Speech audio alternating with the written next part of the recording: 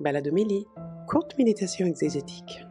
Bonjour, je suis le Père Éric Morin du diocèse de Paris, du service biblique Évangile et Vie, et je vous propose de vivre un quart d'heure de promenade dans les textes du deuxième dimanche de l'Avent, que nous proclamerons dimanche prochain. Et ces textes nous invitent à méditer le royaume de justice qui sera inauguré par le Messie, serviteur de justice. Le premier texte du livre d'Isaïe nous aide grandement dans ce sens-là. Il y a une promesse double qui est présentée. La promesse de voir un descendant de David exercer la royauté, établir la justice, juger les petits avec justice, se prononcer en faveur des humbles du pays, faire mourir les méchants, voilà. Et donc la promesse d'un personnage qui va jouer ce rôle qui consiste à établir la justice, et puis la promesse d'un temps. En ce temps-là, le loup habitera avec l'agneau, le léopard se couchera près du chevreau, donc un temps nouveau, de relations nouvelles, où la violence sera désarmée. Et ce qui est important, c'est d'essayer de concilier ces deux annonces, celle d'une personne et celle d'un temps béni, d'un temps de paix, établi par la justice. Ce texte est vraisemblablement écrit dans une période où il n'y avait pas de roi. L'image du rameau qui sortira de la souche de Jessé, c'est bien l'image d'un arbre qui a été abattu, donc la dynastie davidique a été abattue, c'est l'expérience de l'exil, mais la fidélité de Dieu à sa promesse faite à David va faire sortir de la souche qui reste en terre quand même un rameau à partir duquel viendra celui sur lequel reposera l'Esprit qui lui permettra d'exercer la justice et le règne au nom du Seigneur.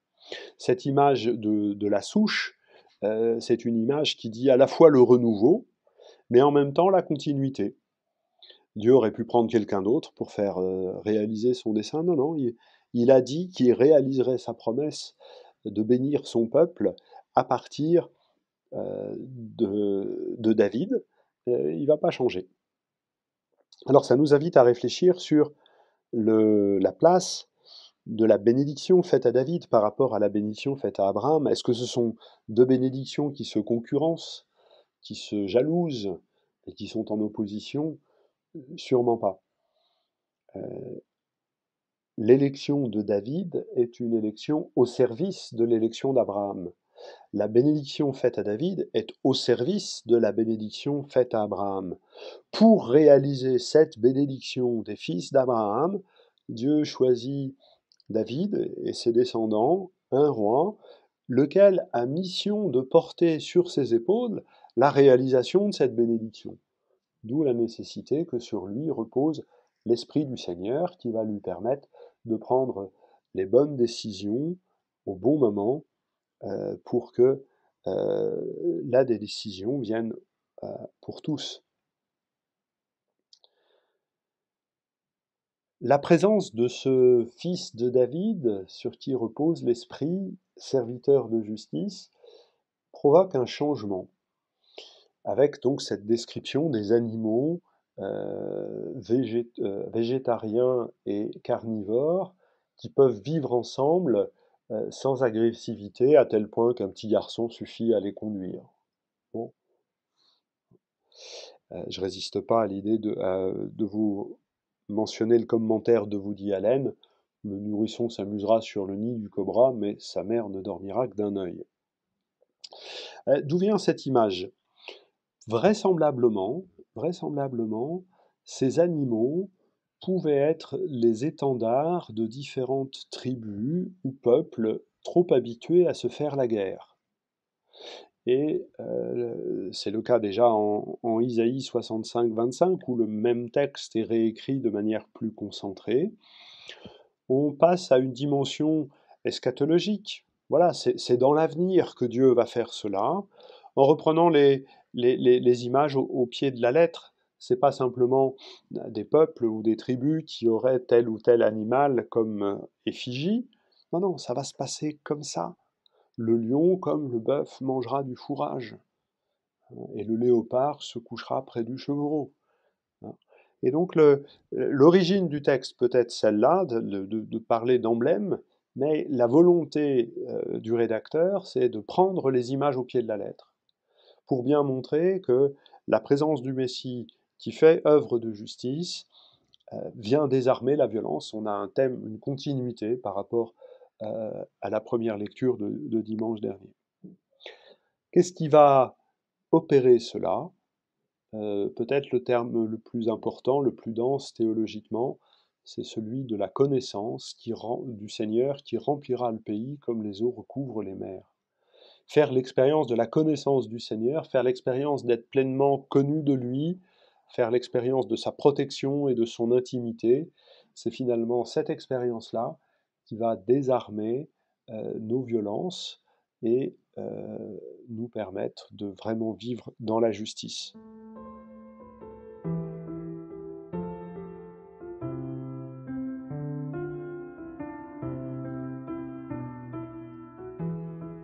La lettre aux Romains, dans la deuxième lecture, nous invite toujours à nous focaliser sur le Christ qui s'est fait serviteur des Juifs en raison de la fidélité de Dieu, pour réaliser les promesses faites au Père, et par lui, les nations peuvent rendre grâce, gloire à Dieu, comme le dit l'Écriture.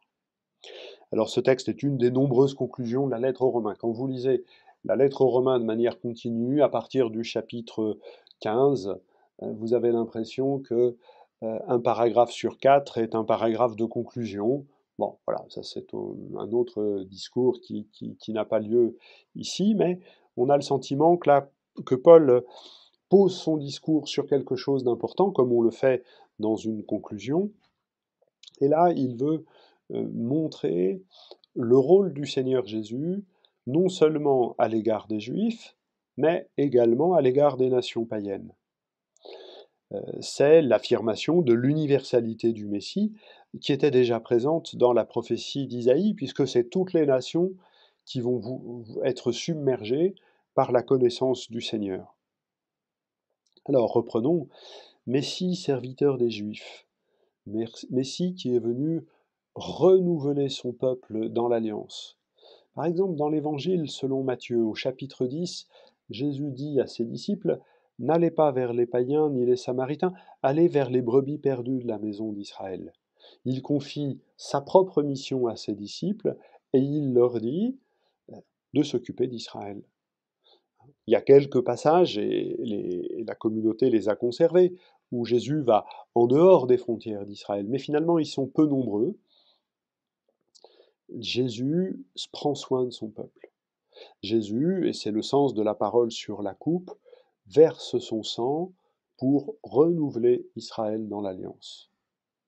Et ce faisant, il permet à Israël d'accomplir sa mission, à savoir, comme le dit Isaïe dans un autre texte, d'être la lumière des nations, et comme le dit le texte, de pouvoir rendre gloire à Dieu. C'est parce que Israël a été renouvelé dans l'alliance qu'il a pu nous faire entendre, à nous, chrétiens d'origine païenne, l'Évangile. C'est là une des missions précises du Messie. Le Messie est celui qui a pour mission de faire passer la bénédiction d'Israël aux nations, aux païens. Vous avez un petit épisode significatif pour cela. Une fois que le roi Salomon, dans le livre des rois, a fini de mettre en place son royaume, a fini de mettre en place l'administration, a fini de mettre en place le temple, surtout, qu'il est inauguré, que le culte est rentré, le premier épisode qui se passe, c'est la venue de la reine de Saba. Première chose, c'est qu'une reine païenne vient voir la sagesse et la puissance du Messie. Messie, dans la lettre aux Corinthiens, est défini comme étant celui qui est la puissance et la sagesse de Dieu. Eh bien, Salomon permet, parce qu'il a établi le règne de Dieu comme tel, le roi Salomon permet aux nations païennes de venir goûter la puissance et la sagesse de Dieu. Bien évidemment, dans ce récit, il faut voir une dimension, sinon eschatologique, en tout cas idéale, et espérer. Ici, dans la lettre aux Romains, on a vraiment ce schéma écrit de manière très précise. Le Christ, serviteur des Juifs, pour réaliser la fidélité de Dieu, réaliser les promesses.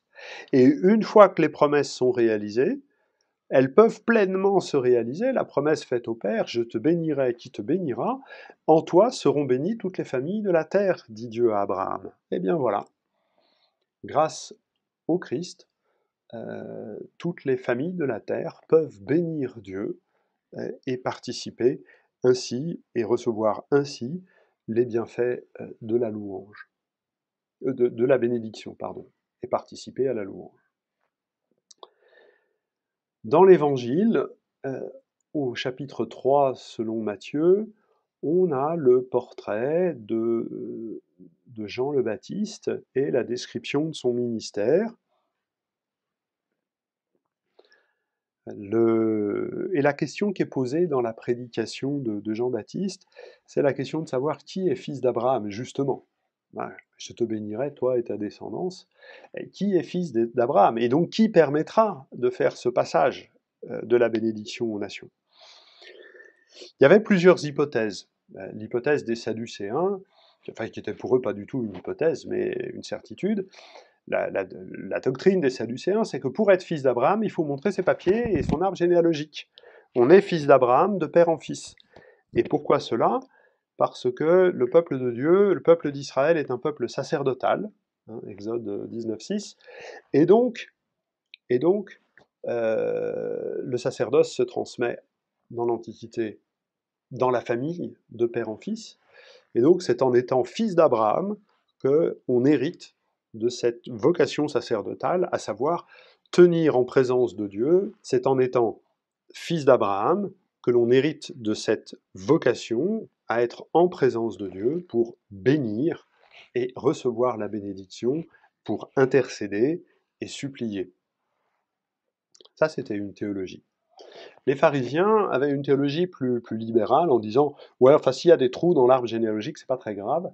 Ce qui compte, c'est d'être circoncis et de pratiquer les commandements. » Jean-Baptiste offre une réflexion, une troisième piste pour dire qu'est-ce que c'est qu'un fils d'Abraham? Un arbre qui porte de bons fruits. Et l'image peut être comprise, dans le cadre de la prédication de Jean-Baptiste, des fruits de justice. Un fils d'Abraham, c'est quelqu'un qui va faire des œuvres de justice. Voilà. Pour se préparer à la venue du règne, la singularité de Jean-Baptiste, c'est d'annoncer un royaume de justice et donc de faire des œuvres de justice. Pour cela, eh bien, il annonce ce Messie serviteur de justice. Celui qui vient derrière moi, c'est une expression qui veut dire parmi mes disciples, hein, le disciple est celui qui va derrière son maître, donc parmi des disciples, il y en a un qui est plus fort que moi, hein, et il va faire œuvre de justice, hein, il va nettoyer l'air à blé, il va voilà, et brûler la paille et la balle. Voilà. Donc là, Jean-Baptiste a vraiment cette conception-là. On verra la semaine prochaine que c'est parfois en tension et qu'il va se faire se laisser un peu dérouter par l'œuvre de Jésus. Il est sûrement bon de s'arrêter aussi sur la description qui est faite de Jean, hein, avec son vêtement en poil de chameau, sa ceinture de cuir autour des reins. Il s'agit du portrait qui est fait du prophète Élie au 2e livre des rois, au chapitre 1. Voilà comment se reconnaît le prophète Élie. Et la tradition juive, depuis Malachie 3:21, attend le retour d'Élie. Et Élie reviendra pour amener le cœur des pères vers les fils, selon l'expression de Malachie, reprise par Luc dans l'annonce de la naissance de Jean-Baptiste par l'ange Gabriel à Zacharie. Mais aussi, dans la tradition juive, il viendra pour oindre le Messie.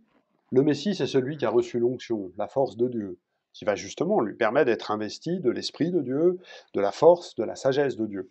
Il faut bien qu'il y ait quelqu'un qui lui donne l'onction. C'est le rôle d'Élie de venir donner l'onction. Intéressant de se rappeler à ce moment-là que le baptême de Jésus au baptême de Jésus, c'est l'Esprit qui donne l'onction à Jésus. Le schéma est repris, mais fonctionne de manière un peu différente. En tout cas, Jésus est le disciple de ce Jean. Il vient apprendre à l'école de Jean l'espérance de son peuple. Il vient apprendre à l'école de Jean le désir de justice de son peuple. Il vient épouser l'espérance de son peuple pour que par sa présence, le peuple puisse reconnaître en lui notre espérance.